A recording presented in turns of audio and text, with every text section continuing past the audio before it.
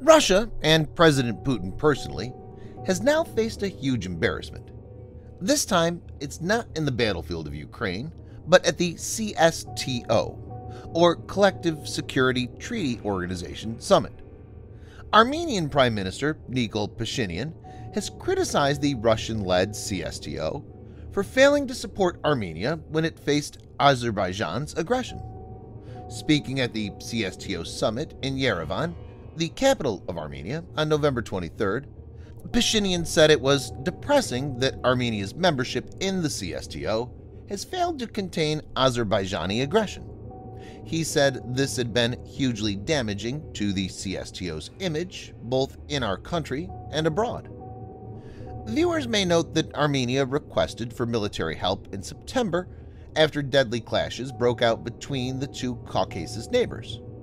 But the CSTO responded only by sending its Secretary General to the conflict zone and offering to set up a working group to examine the situation.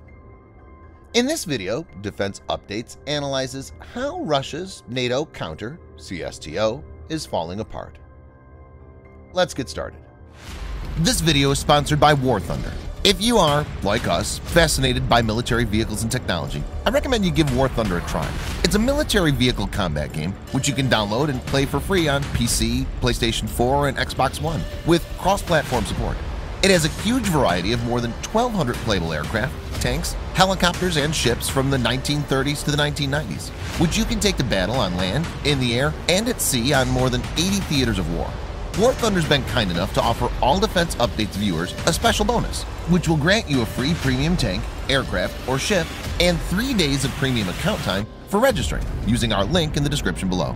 So take the plunge and join more than 20 million players from around the world. The Collective Security Treaty Organization, CSTO, is an intergovernmental military alliance in Eurasia consisting of 6 post-Soviet states: Armenia, Belarus, Kazakhstan, Kyrgyzstan, Russia, and Tajikistan. It was established in October 2002.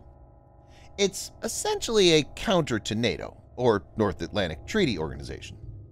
Similar to Article 5 of the NATO and Inter-American Treaty for Reciprocal Assistance, Article 4 of the Collective Security Treaty, CST, establishes that an aggression against one signatory would be perceived as an aggression against all. The CSTO Charter reaffirmed the desire of all participating states to abstain from the use or threat of force. Importantly, signatories are prohibited from joining other military alliances.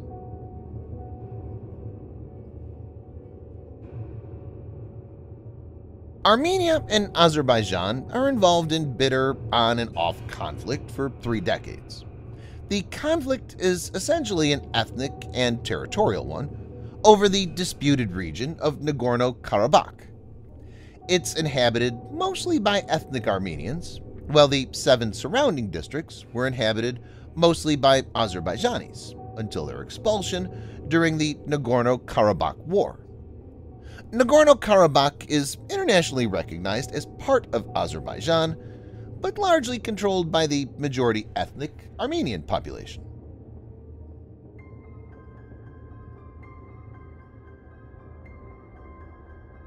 Armenian Prime Minister Pashinian said, "Armenia is ending its chairmanship of the CSTO. Although it's an anniversary year for the CSTO, for Armenia it is not an anniversary year at all. In the last 2 years, a CSTO member state has been attacked by Azerbaijan at least 3 times, and actually, till now, we have not received any reaction from the CSTO regarding Azerbaijan's aggression, which is a big blow to the CSTO's image." Armenia has stated that dozens of square kilometers of its sovereign territory were captured by Azerbaijan during the military conflict between the 2 countries in May 2021, in November 2021, and in September of this year. Pashinian said during the summit that he was not ready to sign draft documents regarding joint measures on providing assistance to Armenia, since it did not address the nation's concerns regarding the CSTO's political position on the Armenian-Azerbaijani conflict. At this moment, during the meeting, President Putin could be seen dropping his pen.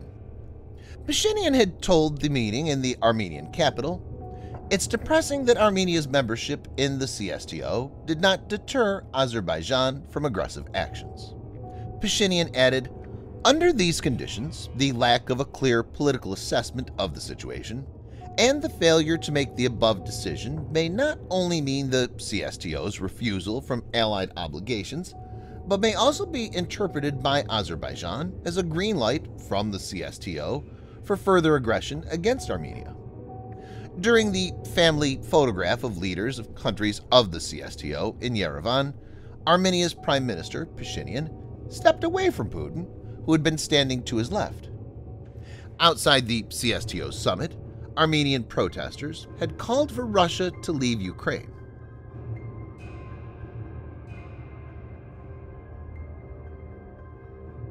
Armenia has asked the French President, Emmanuel Macron, to chair peace talks with Azerbaijan. This clearly indicates that the Russian-led CSTO is unable to provide any solution, and a fellow member is now reaching out to a country which is part of a rival group. Azerbaijan's president, Ilham Aliyev, has accused Macron of an anti-Azerbaijan position. He said, "It's clear that under these circumstances, with this attitude, France cannot be part of the peace process between Azerbaijan and Armenia." It's interesting to note that Azerbaijan was also a CSTO member but withdrew in 1999.